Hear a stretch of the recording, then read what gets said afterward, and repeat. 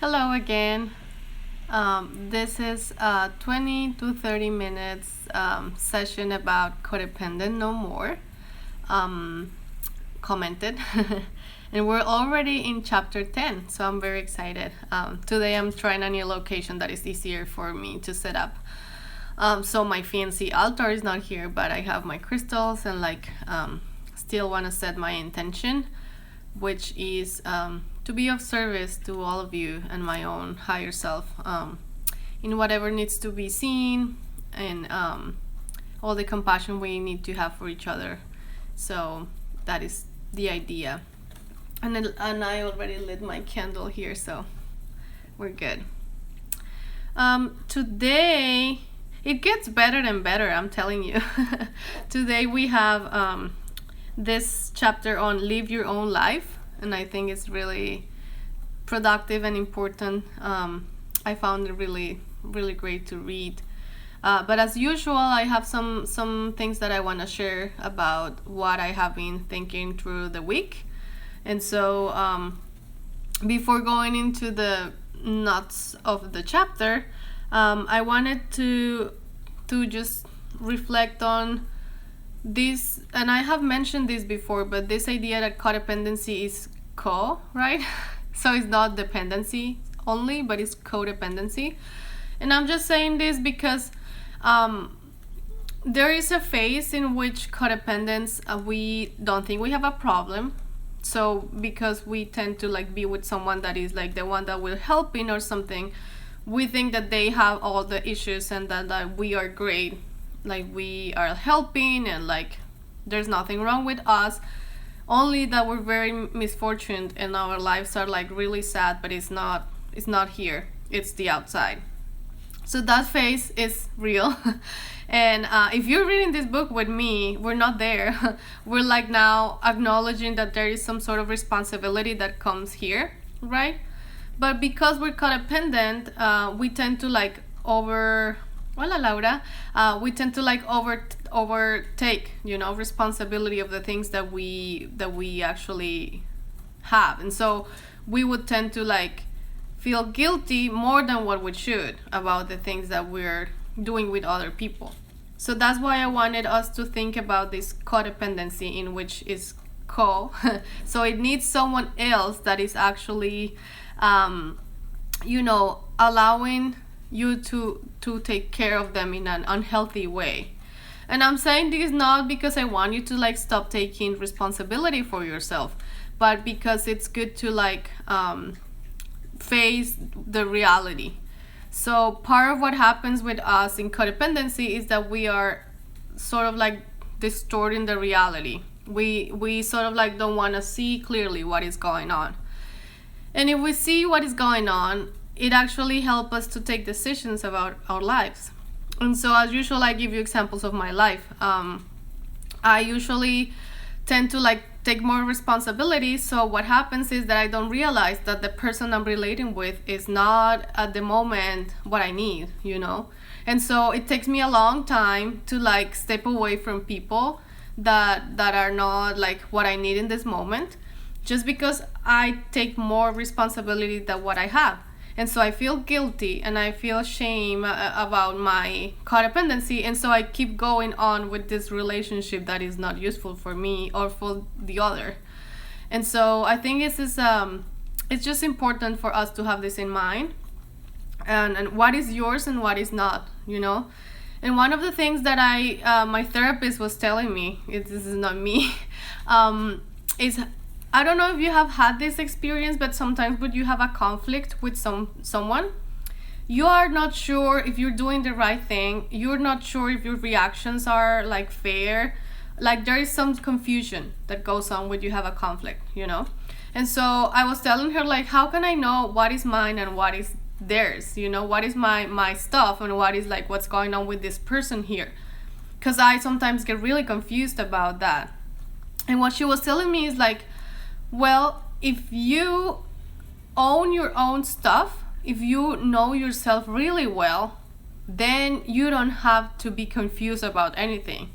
And I just experienced that with a conflict I recently had, where I needed to set a boundary as a way of like taking care of myself, and then the other person didn't took the boundary well, because it happens. But the thing is that because I have seen in myself, when people put boundaries, I react poorly because we're humans.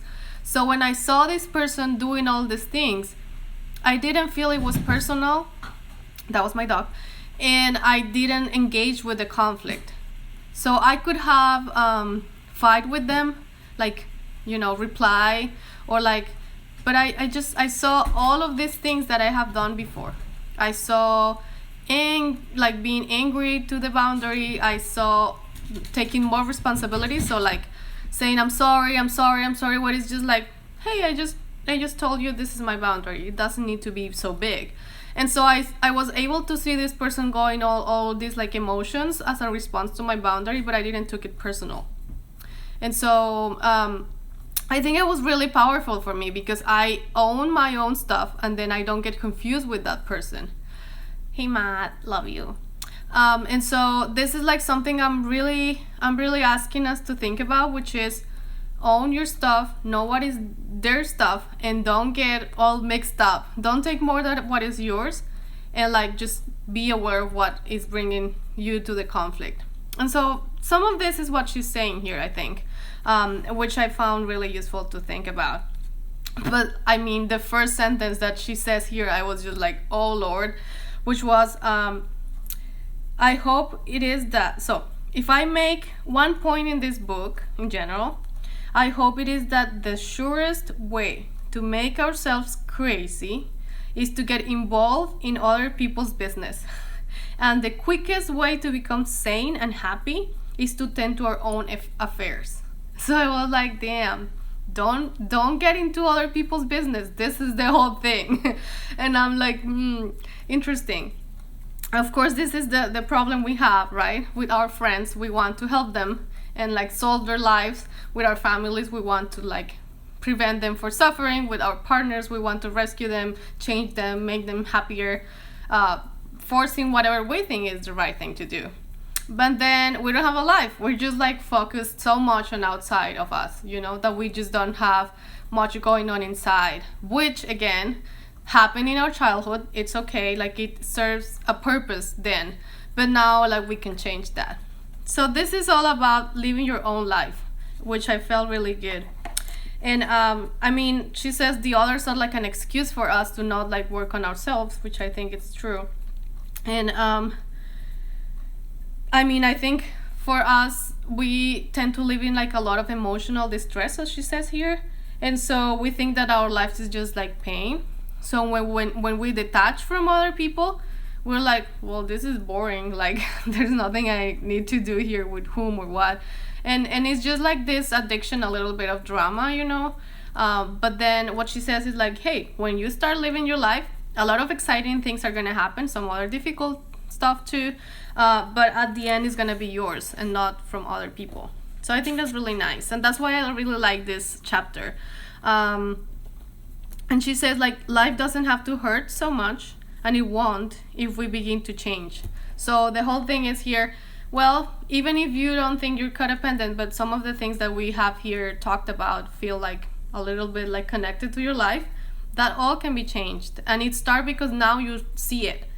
The first thing to do, right, is to see the truth, and then you can change. So that's really, really nice. And the whole center of this chapter here is the idea of taking care of ourselves, which I think it's a really important part of this work. And I think she says something really interesting, which is that taking care of ourselves can be abused, And so I'm gonna tell you this example I had. I had a conflict with someone who needed help and just like reached out to me for help, and it was like a lot of things going on. So I didn't have a time to like be in the space to like receive that, right? And I bet you have had friends like that. Like this is not the first time I had this. I have had it for a long time. But this person, my friend, was thinking that they needed to take care of themselves, so they came to me and dropped this all on me, And so what she says here, like, that could be like, not the best way to understand taking care of yourself. And so how is it that we understand? And she says, self-care is an attitude toward ourselves and our life that says, I am responsible for myself. So that means also that I am responsible for my feelings, my thinking, and that means I can do a pause before reaching out to someone or like dropping something on someone. So she says here, like, an example that is really crazy, like, I drop in uninvited with my 5 kids and a cat. We're going to spend the weekend. I'm just taking care of myself. So it's like, if you have that kind of friend, you know already that's a scam. Like, they are not taking care of themselves. They're being a little abusive, you know? And so that is like what I think is important. And here in my example, so this friend reached out with all this going on. I wasn't prepared. I wasn't in the place to receive that. And so I had to take care of myself, you know? And so what she's asking us here is, whenever you feel something is off, take a moment and ask yourself, what do I need right now? And like, if you ask that from a point of like a higher self, like a, you know, like a centered, compassionate, the answer is gonna come. So in my case, it was a boundary. So the person came to me, I couldn't be there. And so I said, hold on a minute. That's what I needed, to take a pause and say, hold on a minute, you know? And so I took care of myself, and it was hard because I tend to like receive everything that comes to me without like even thinking, because I have this idea that I have to be open all the time for everything, and that is not necessarily true. And the beautiful thing she says here is, and I want us to like think about this, my feelings can be trusted, my thinking is appropriate, I value my wants and needs, I do not deserve and will not tolerate abuse or constant mistreatment. So this is what it means to take care of yourself, you know, like trust your gut, trust your thinking. And I'm telling you, this is even for me difficult. Like, I'm like, no, I shouldn't trust my thinking, because I tend to like go to places that seem crazy to me. But this is what it is. It's like, if you have this gut feeling, you deserve to follow your intuition, you know? And so then what comes here now is like, okay, so how is it that the others are involved in this game, right? So I take care of myself, but like, am I being selfish, or what is it, you know? And she says, my decisions will also take into account my responsibilities to other people. So that means that you know clearly what are your responsibilities. So as a friend, for example, what are my responsibilities to my best friends? What are to like people that are not close to me? What are to my family, to my partner, to my kids? You know, like, you have a clear idea of what is it that you can do for them, and when is it that what you're doing is beyond what you can, or like it's interfering in what you need. And so it gets difficult, and we gotta like try it out, you know? It's not like a simple thing to know, especially for us, because we think that our responsibilities are like really a lot, and like maybe it's not like that. And so she says here that self-care is an attitude of mutual respect. And so taking care of ourselves is not as selfish as some people assume, but neither it is as selfless as many codependents believe. So again, it's not that because I want my thing, I'm gonna drop in my stuff on others, you know? So it's not selfish at all. It's like very thoughtful, you know? And so one of the things that I've learned here and that she says here is, okay, so you pause, you ask yourself what you need, and if what you need involves some other people, you go and ask them, you know? And you know that they can say no. So it's not like, okay, I need a friend to talk right now about this. I'm gonna reach out to this friend, and if they say no, it's okay. Like, I'm not gonna die. I know that I don't depend on them, that I need a friend right now, but it doesn't need to be this friend right now, right here. Because we are like that. We want it in our way, you know? And so it's like, how is it that you can reach out without the dependency, you know? So that, I think that is really, really the thing. And we have a real struggle asking for what we need, usually. And so, because we don't even need what we need. So that is like a really good practice for us.